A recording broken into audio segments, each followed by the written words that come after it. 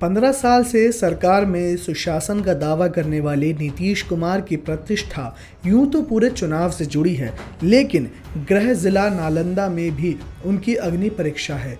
दूसरे चरण में नीतीश के नालंदा की सभी 7 सीटों पर मतदान है।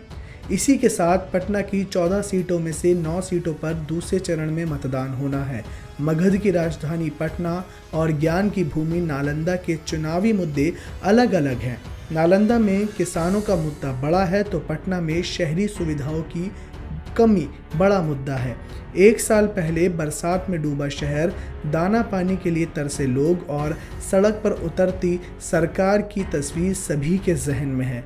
नालंदा में खेती, रोजगार और शिक्षा चिकित्सा पर बहस छिड़ी है।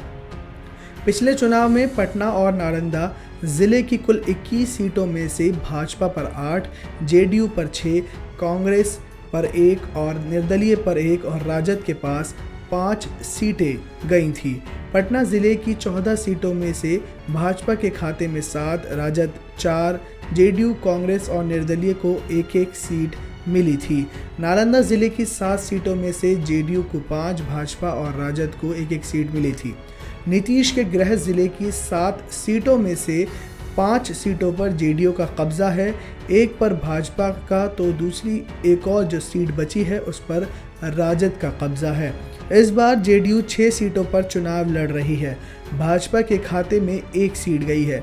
नालंदा सीट से नीतीश सरकार के मंत्री श्रवण कुमार जेडीयू उम्मीदवार हैं। ये नीतीश का गृह विधानसभा क्षेत्र है, इसलिए कहा भी जाता है कि नाम चाहे किसी का भी हो, जेडीयू से यहाँ खुद नीतीश ही मैदान में होते हैं। श्रवण कुमार यहाँ से 6 बार चुनाव जीत चुके हैं। कांग्रेस ने यहाँ गुंजन पटेल को मैदान में उतारा है।